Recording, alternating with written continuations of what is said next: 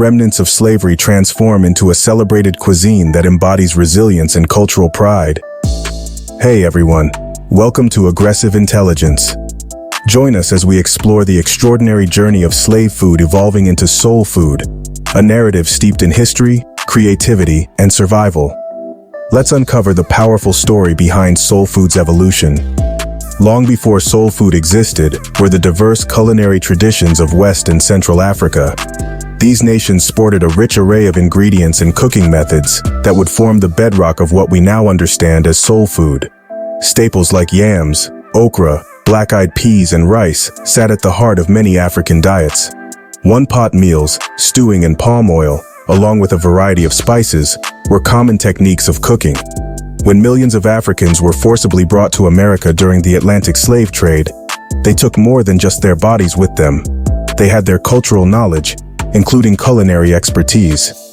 Although slavery was despicable, these people found a way to preserve their food traditions and adapt them to their new environment and the limited resources they encountered in America. At the same time, this ensured the preservation of the culinary heritage from the practice.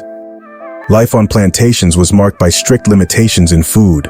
Plantation owners barely provided minimum rations to the slaves, which typically consisted of cornmeal, salted fish, and minute portions of vegetables. Frederick Douglass gave the following account in his autobiography regarding the meager provisions offered for slaves to eat: 8 pounds of pork, or its equivalent in fish, and 1 bushel of cornmeal per month. This ration barely kept adults alive and working. These meager rations were supplemented by whatever the enslaved could scrounge. They gathered wild plants and hunted small game and fished when they could. A few were even permitted to have small garden plots where they grew vegetables. These gardens were an oasis of sustenance but also a source of pride, a way for the enslaved to exert a modicum of control over what they ate. Perhaps the biggest adaptation was using parts of animals that were simply thrown away by slave owners. Intestines became chitterlings or chitlins. Pig feet, ears, and tails became tasty dishes. Even dandelion greens and pokeweed, considered weeds by owners, were added to the diet. This resourcefulness paved the way for many soul food staples. Preparing chitterlings required significant cleaning and cooking to make them edible, and enslaved people seasoned them with herbs and spices to create a savory dish. Chitterlings became a staple in soul food and are still eaten today, especially in the southern United States. Ham hocks are the lower part of a pig's leg, near the foot. They are a tough, fatty cut of meat with little muscle, so they were often discarded by slaveholders. Enslaved people slow-cooked ham hocks, often using them to flavor stews, soups, and greens.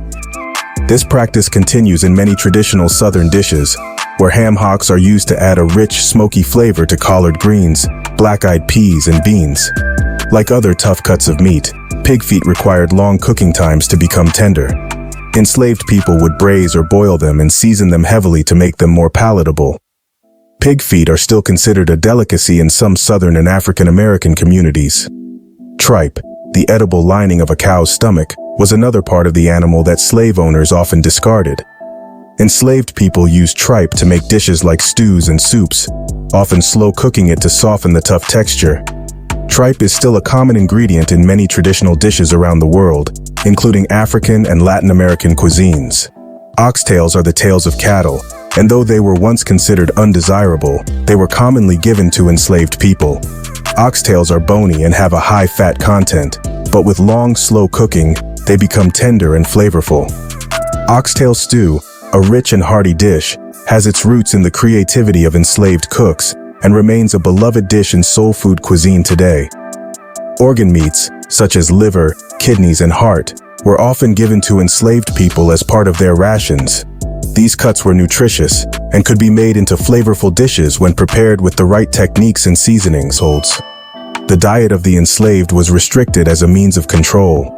Owners would try to keep the enslaved captives weak and dependent by limiting the food. Yet, it is in the ingenuity displayed through the making of nourishing meals from scraps that it became at once a testament to their resilience and fundamental tenet of creativity for enslaved African Americans. The ability to make something out of nothing became the trademark of soul food cuisine. The harsh realities of plantation life dictated that cooking methods be efficient. One-pot meals became the norm, easy to prepare and able to stretch very few ingredients into a meal. Tough cuts of meat and vegetables cooked in unison formed flavorful, filling stews. This is an extremely old method from West African cooking traditions that endures as central to soul food today. Seasoning was paramount in transforming plain ingredients into filling meals. Hot peppers, onions, and garlic were freely used. Bacon grease or lard imparted flavor and calories to foods. These strong flavors were a necessity and a tie to the motherland of Africa's rich culinary heritage. Preservation techniques were essential to make the food available throughout the year. Smoking and salting of meat, pickling of vegetables, and drying herbs further elongated the life of the meager amount of food supplies the enslaved people received. These methods influenced the development of dishes like country ham and chow chow relish. The open hearth or fire pit was central to the cooking process. Cast iron cookware, especially that of the Dutch oven variety, became indispensable. These heavy pots withstood long hours of cooking and held heat well. That turned tough pieces of meat tender. This versatility of cast iron for frying, baking, and stewing was quite important in soul food preparation. These were not mere adaptations to survive, but acts of cultural preservation. When conserving methods of cooking from their homelands and creatively using ingredients available, enslaved African Americans continued their culinary traditions under the most difficult circumstances. Enslaved people could own chickens while being prohibited from owning cattle reflects the complex dynamics of slavery and property rights in the antebellum South. This minor allowance proved to have significant implications for diet and economy alike. Chickens were considered of negligible economic importance compared to larger livestock like cattle, pigs, and horses. Because of this, slave owners often allowed enslaved individuals to keep chickens for personal use, as it reduced the plantation's feeding costs and provided enslaved people with a source of food and a small measure of autonomy. More importantly, they offered a certain amount of economic freedom to enslaved people. The enslaved could sell their eggs or chickens, therefore offering a small but important source of income for them. This money could be used to purchase additional food, clothing, or even in some cases, contribute to buying one's freedom. It is from this time frame that one can really trace the real cultural significance of chicken in soul food. Fried chicken became a Sunday dinner or church gathering type food. This provided pride to be able to serve chicken and became symbolic of resourcefulness and culinary skill. This tradition carries through to this day with chicken as a celebratory food in soul food cuisine. As chattel slavery was coming to an end, cooking techniques and flavor profiles created by enslaved African Americans began to spread to parts of the nation they had, introducing their culinary traditions to a wider audience.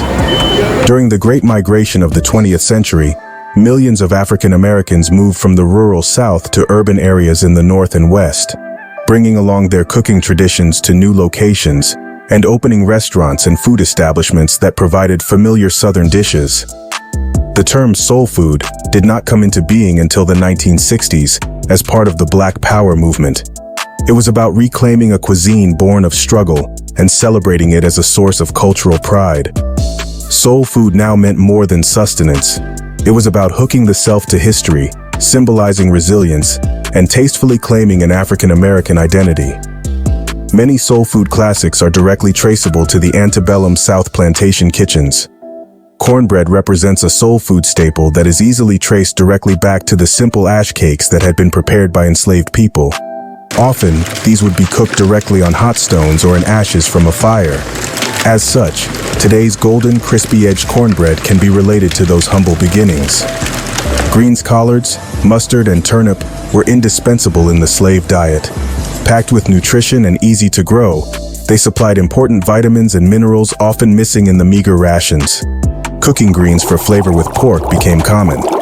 This method of seasoning vegetables with meat remains a hallmark of soul food cooking.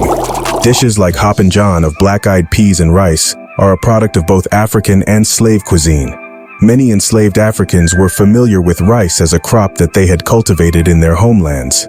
Now, combined with black-eyed peas, it became a really good, nutritious, and filling meal. This history spawned the tradition of eating black-eyed peas on New Year's Day for good luck. Sweet potato pie has often been called the sister to pumpkin pie. It was born of the abundant sweet potato crop in the South by cooks enslaved in European kitchens, who adapted European custard pie using this familiar ingredient. The result is uniquely African American dessert and soul food favorite to this day.